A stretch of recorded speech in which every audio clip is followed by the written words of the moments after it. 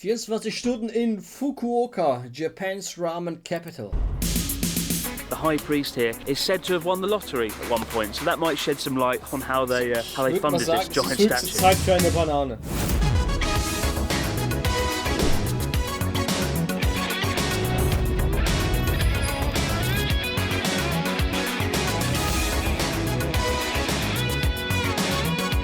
Good morning everyone and welcome back to Journey Across Japan. Today we're in Fukuoka City, the largest city in all of Kyushu, and we have got just one day, 24 hours, to check out the city. Was? War da eine Kirche? Guck mal da links. Sieht aus wie eine Kirche. Auf jeden Fall, das ist... Sieht aus wie so ein... europäisches Ding. Europäischer Stil. In all of Kyushu, and we have got just one day, 24 hours, warum? to check out the city.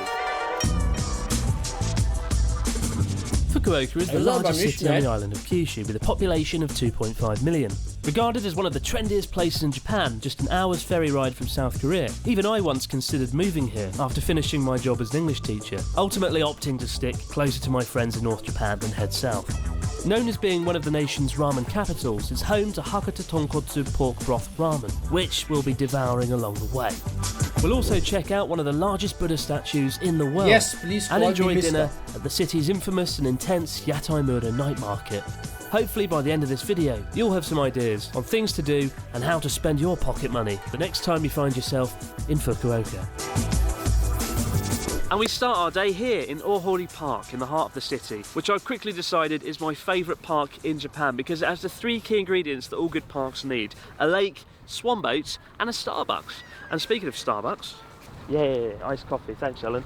For those of you who haven't been watching, this is my good friend Ellen. Hello. I've been her tour guide, her incredible bespoke tour guide for free of charge.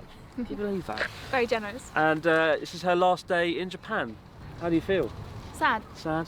Sad to be leaving. I've had a blast. I've had a blast. The absolute lack of enthusiasm there. An oasis in the centre of the city, Ohori Park was once the moat for Fukuoka Castle. In fact, the word Ohori in Japanese literally means moat. The park was built in the late 1920s, modelled on a classic Chinese garden. And it's a great place to escape the hustle and bustle of the city and appreciate the laid-back lifestyle that Fukuoka is renowned for. Although you will feel slightly guilty coming to the park if you're not exercising, given that that is essentially what everyone else seems to be doing.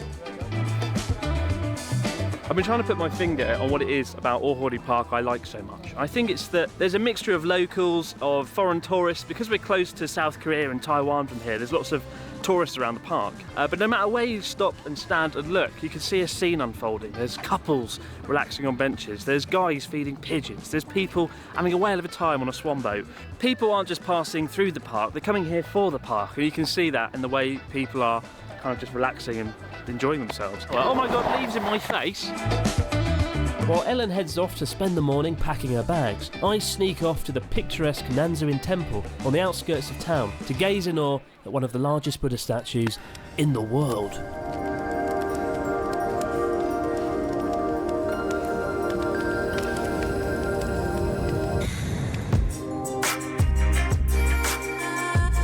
Boah, die Musik ist mega geil.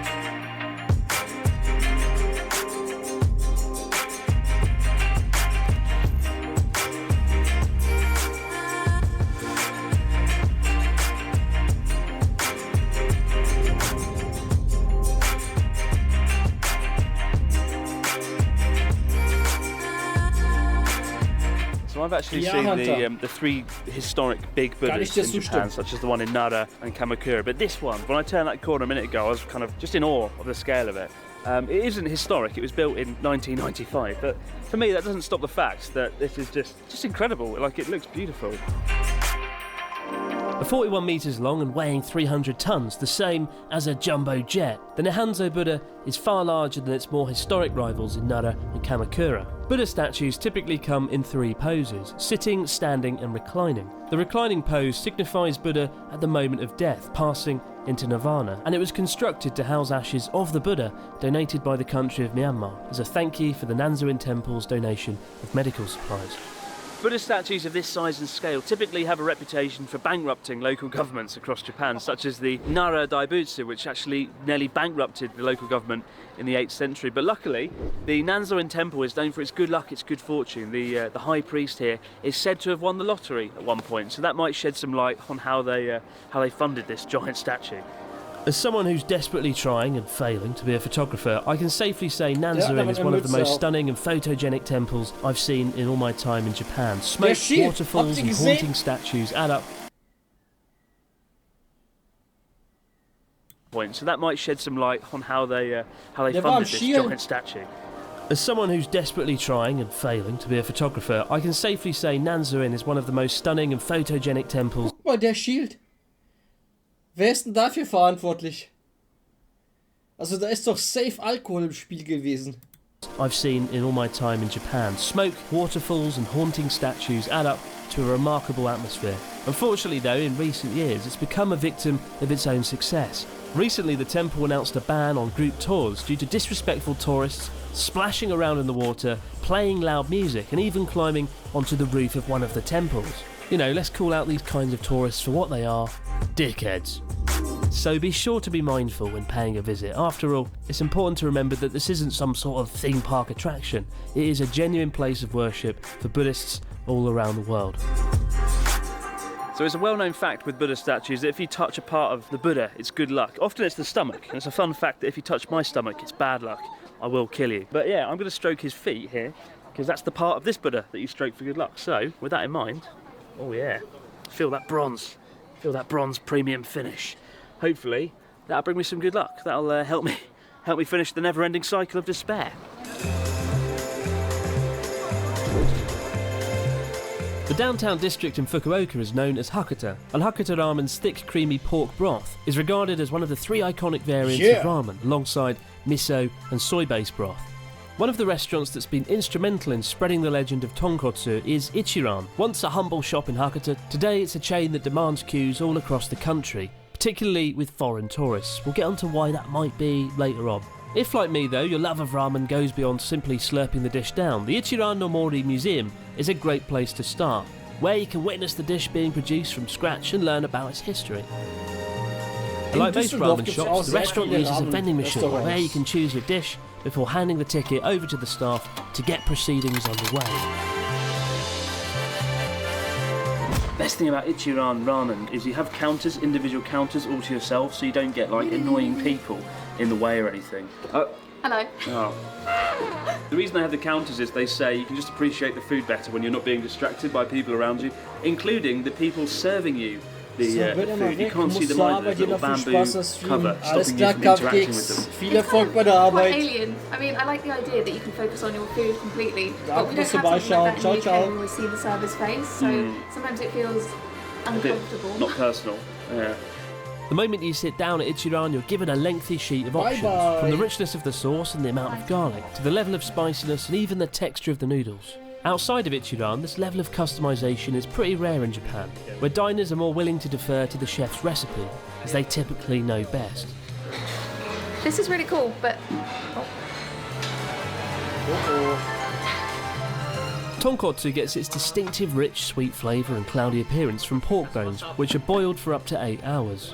It's typically infused with garlic, with Ichiran's recipe using an original spicy sauce, and smooth, thin noodles with slices of braised pork and chopped spring onions resting on top. Jetzt habe ich voll Hunger bekommen. It all adds up to the symphony of colours and flavours that come together to create the mouth-watering dish.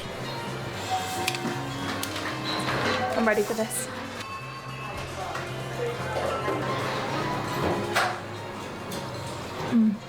Yeah, it's really, really light. It's quite delicate, but there is quite a kind of meaty flavour in the soup. If you could describe the broth in 3 words, what would those words be? Geil. Delicate and well balanced.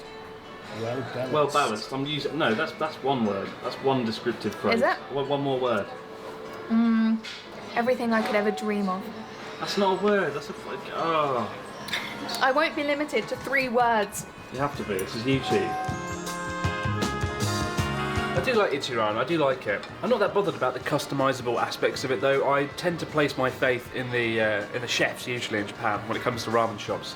And I feel like by adjusting the recipe, by tailoring it to myself, I'm kind of compromising what could be an amazing flavour, because I don't know how the best way to have it. Now, I often hear people proclaim that Ichiran is the best ramen in Japan, and it definitely isn't. No chain can beat the quality found in independent family-run establishments, but it is pretty good, and the overall dining experience is unique enough to justify a visit. If you get halfway through the meal and you're still a little bit hungry, on the chopstick wrapper, you've actually got additional things you can get, like an extra egg or some extra pork or some extra noodles. Although I'm already kind of full, like this is filling me up rather quick. Especially as Ellen doesn't like pork. She likes the taste of the pork soup, but I've got all her pork slices, so that should fill me up. Feel quite greedy. Closing thoughts? Really tasty, really filling. Do you think this could work in the UK? Yeah, I don't know why we don't have more of this actually. It's quite. Is it healthy? No, not at all. Well, it's cheap, it's filling, it's tasty. Yeah, big thumbs up on me. So ganz normales Essen, oder nicht?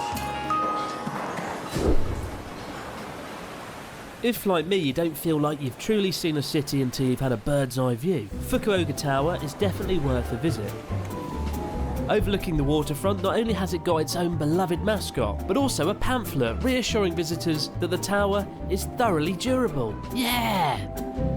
So from afar, Fukuoka Tower looks like a skyscraper because it's got 8,000 sheets of glass, so it does look like a normal skyscraper, but actually it's hollow. There's nothing in it apart from an observation deck, 123 metres high. Best of all though, in Japan they've got a mascot for everything, and Fukuoka Tower is no exception. Look, they've got Futa, the little mascot tower, Futa, with little facts here about the tower. The largest earthquake in Fukuoka had a seismic intensity of a lower 6. Rest assured, Fukuoka Tower is durable. But they keep boasting about the durability of Fukuoka Tower. It better be durable. We're 123 metres above the ground. Bloody thing will fall down. Because Fukuoka Tower is very bottom heavy, there is no doubt about its structural stability. It's very durable, very good tower. But it is the tallest seaside tower in Japan, so you get a really nice sweeping view of the bay, the islands. I'll give Fukuoka Tower 7 out of 10. I give this an 8.2. 8.2. You've got the ocean, you've got mountains, and sprawling city. So how could it be better? ooh, if it had an open top where you could look out. An open top and more durability. I don't feel like the tower is durable enough. Having spent the afternoon gazing out of Japan's most durable tower, the night rolls in, and as the clock strikes 6, the city's Yatai-mura night market stalls burst into life.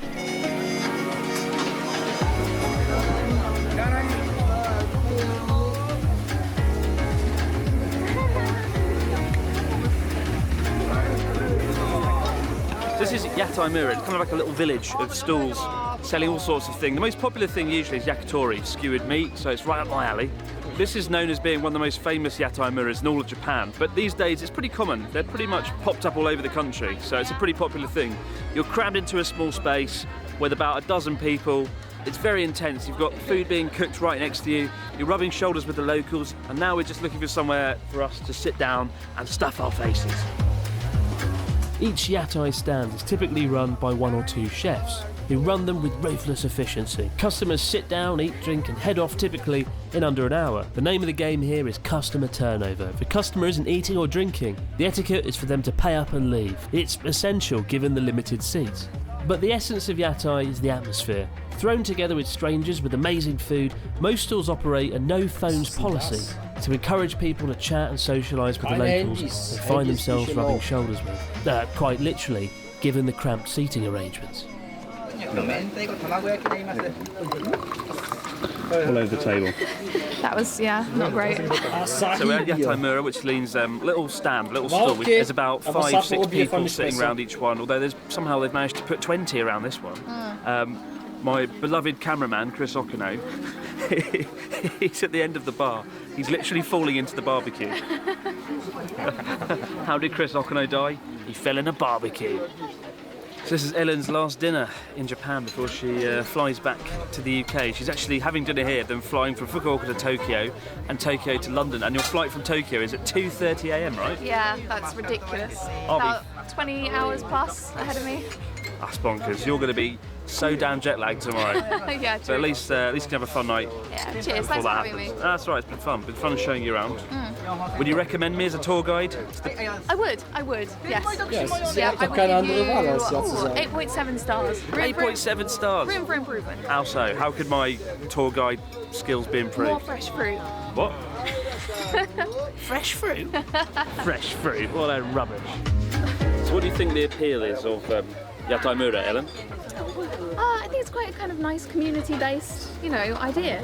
Community-based Yeah, idea. you get everyone together, you smush up, and then you have some dinner. It's a cool atmosphere. Yeah.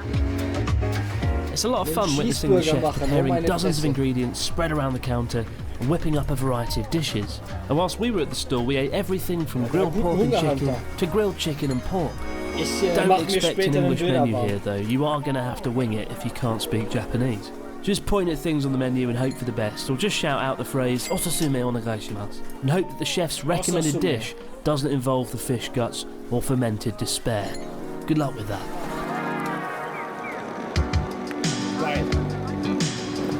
So guys, that's our day in Fukuoka, and it concludes Ellen's part of the trip, travelling with us for 4 or 5 days from Hiroshima to Fukuoka. What was your favourite day, Ellen? What was your favourite memory? Favourite thing we did? I think probably the day when we were in Miyajima Island. Miyajima Island in Hiroshima. It was beautiful there. You also learned Japanese. What was your favourite Japanese word you learned? Abunai. Abunai, dangerous. But for now, guys, Ellen's back off to the UK. Go back and tell the people of the UK what Japan's like. But for now, have a safe trip back to London. Well, how do I do it? The airport's like 6 minutes that way. Show me. Use the Japanese you learned, you can do it. Anyway, guys, we've got one last leg left from Fukuoka to Kagoshima. It'll take about 5 or 6 days, I think. And we've got one more guest joining us as well, who is a cool girl.